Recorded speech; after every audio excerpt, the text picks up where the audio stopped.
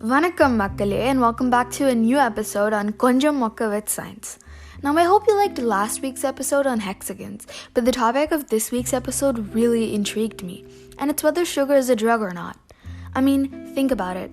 There are people who are really addicted to sweets and sugars, and sugar highs do make people act crazy and hyperactive. Well, let's unravel this mystery of sugar together. So why do our brains love sugar so much, even when we know it can be so bad for us?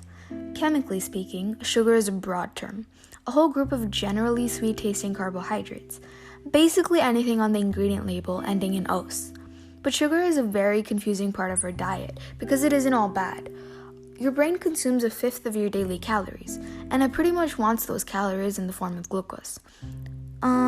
Picky much? So it's no surprise that our brains reward us when we eat sugar. When we take a bite of food, certain molecules activate receptors spread all over our tongue. Our taste buds evolved over time to pick out flavors that were important to our ancestors' survival. Bitter flavors could signal poisonous food. No wonder I don't like bitter gourd, Mom. My brain thinks I'm being fed poison. Not my fault. Sour might signal unripe or spoiled foods that could make us sick. But sweet tastes told our ancestors they had found a quick, easy energy source.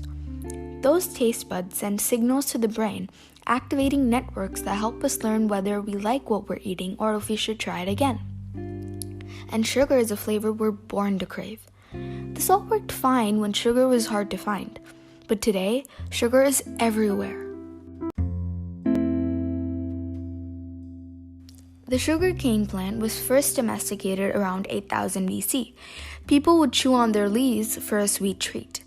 By 327 BC, one of Alexander the Great's generals spoke of a reed in India that brings forth honey without the help of bees.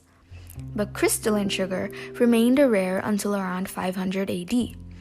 Arab traders used technology to make sugar on a large scale, and during the Muslim conquest of the Mediterranean, sugar followed wherever the armies went. But despite hundreds of years of trading, sweet salt was still a rare and expensive luxury, until a guy named Christopher Columbus brought sugarcane to the New World. Over the next few centuries, millions of African and Native American slaves were put to work on making sugar, which got turned into rum, which got turned into money, which funded more slave trade, which produced more sugar. It was a sad cycle of never-ending sweetness. But where am I going with this history of sugar?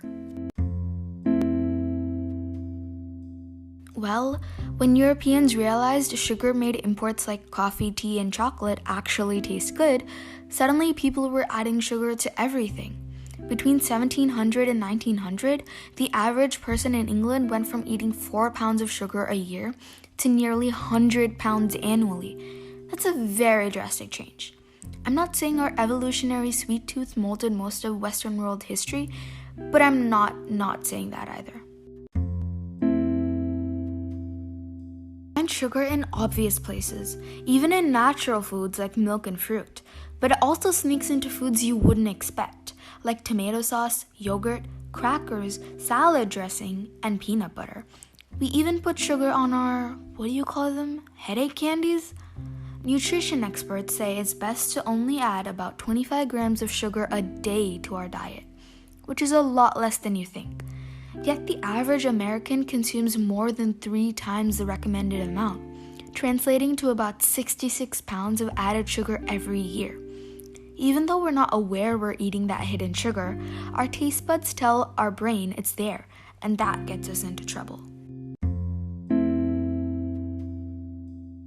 Our brain is wired with a complex reward system whose purpose is to basically tell us whether we should do something again. Pleasurable experiences flush out certain parts of our brain with dopamine, a neurotransmitter.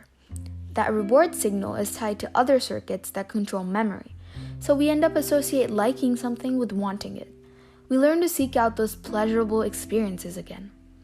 Drugs and alcohol cause huge explosions of dopamine that overload our reward system, creating cravings that some people have trouble controlling.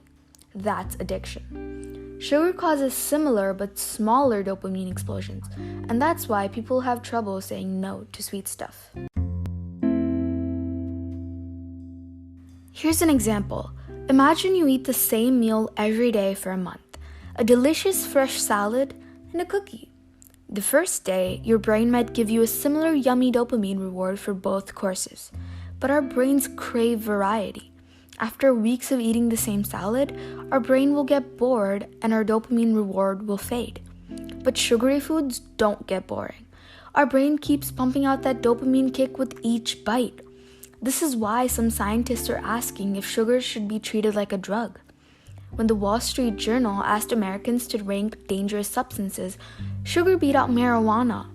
And just like the tobacco industry, Harvard scientists in the 1960s were paid by sugar manufacturers to shift the blame for heart disease to people eating too much fat. Sugar kicks off chain reactions in our brain that makes us feel good. But if we enjoy it too much, we can forget how to say no.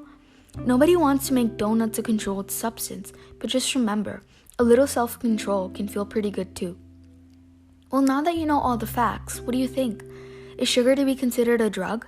Will it soon be the addiction of all people? I'll let you decide for yourself. See you next week. Stay safe and stay curious.